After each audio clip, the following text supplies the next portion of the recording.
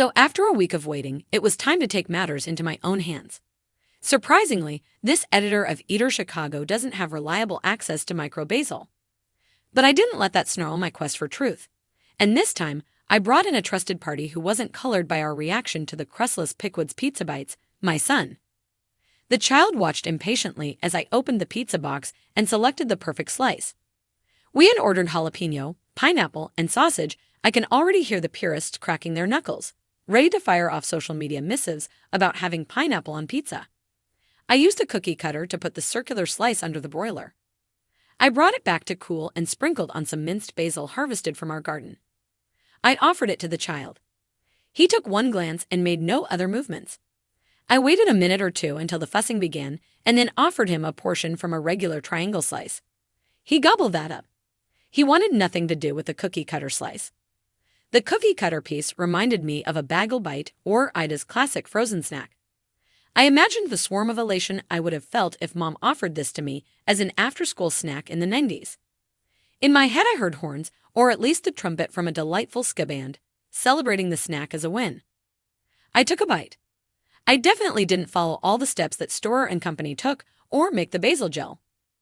Andrew Ree at Binging with Babish dusted off his chest tweezers to attempt it, and even though he calls it Dan Good Pizza, he felt it was missing something. I grabbed the strip of blackened crust, chewy, cheesy, and salty. Yeah, that's the stuff. Sometimes, just because you can, doesn't mean you need to. With great pizza power, there must come great pizza responsibility. Or something. If you like the video, don't forget to like, comment, and share. Hello everyone, welcome to my channel. Please subscribe and stay tuned by clicking the bell icon. After the bare mauled Pequod's pizza, a Chicagoan demands answers. That math wasn't in our hero's favor. Season 2's episodes range from 25 minutes to the 1 hour 7 Fishes Christmas episode. But there was a certain thrill, the feeling of being alive. The possibility of being up at 2 a.m. due to a personal choice, not because of a crying child. And so the journey began. But it wasn't until around 12:30 a.m. that we were truly shocked. It was episode 7, the episode filmed at Ever, the 2 Michelin-starred restaurant in Fulton Market. It's one of the most luxurious restaurants in the world. Servers dote on customers with precise care, right down to synchronizing water pours. It doesn't exactly hold the same beauty as Niagara Falls, but it is an oddly relaxing sight. The surprise came as the show made a trip to the city's gold standard for deep dish, Pequod's Pizza in Lincoln Park. Nope, I'm not going into the logistics of traffic and how Richard Ritchie Jeremovich, Iban Mosbachrach, the former operator of the original Beef of Chicagoland, making a quick trip to Pequod's would only make sense if Ever possessed a teleporter or the character used some mode of video game fast travel mechanic. I feel the same way about Wayne's World when Wayne and Garth are at the Interstate 94th Junction in Chicago, and seconds later arrive in 2 hours away Milwaukee. Richie brings back a deep dish pizza from Pequod's and places it in the care of Ever's chef. He does this to appease a table of tourists who don't have time to taste the famous Chicago dish. Then, without warning, the kitchen nightmare starts. The chef holds up a cookie cutter and the carnage ensues.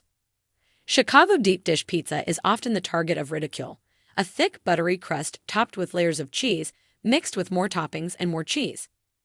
A layer of tomato sauce is added. The bear attempted a makeover, the type seen when a Midwestern native moves to the East Coast and discovers fashion.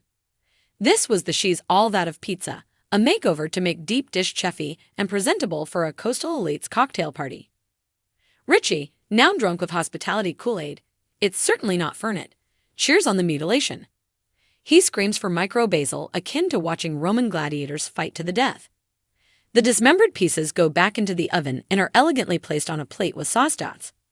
Pequod's famous caramelized burnt end crust is nowhere to be found. Richie then brings the dish out to the diners as a sign of good hospitality. While the diners on TV were wowed, this Chicago household felt betrayed. What's the point? My wife asked with a gasp. As a Detroit area native, she's familiar with the ring of crust that makes Motor City Pizza special, something that it shares with Pequod's and other versions of Chicago-style pan pizza. I needed answers. I asked who was responsible for the alterations. Was it Ever chef Curtis Duffy? Ever's PR team responded, saying it was Courtney Coco Storer's work. Storer is a Chicago area native who's worked around the world as a chef. Her brother, Christopher Storer, created the bear, while she created most of the dishes seen on screen. At Ever, Duffy wanted control over what the kitchen put out. He worked with Coco Storer on the other dishes featured in the episode.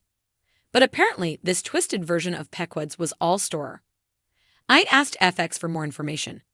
While Chicago doesn't want to be solely known for deep dish, the city still retains pride over the creation. It's one thing if Virtue Chef Eric Williams wants to stuff fried green tomatoes into a pie. It's another thing if an outsider has other plans. Storer responded with a statement of her own.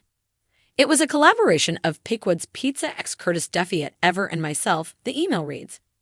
We wanted to do our spin on it that transformed the dish into something of our own and an elevated take on a Chicago classic. I can assure you that it was hot, crispy, and delicious still. Still puzzled, I visited Pequod's to get the staff's take on the situation. Several staff members were excited to say they were at the restaurant when the Bear crew filmed. But they didn't know what happened to the pizza once it left the premises. I showed Pequod's general manager, Sean Aspra, a photo of the transformed pizza and a clip from the show on my phone. That's cool, he said. He promised to get me in touch with the owners for additional comment. But as a manager of one of the city's busiest restaurants, he has yet to connect me.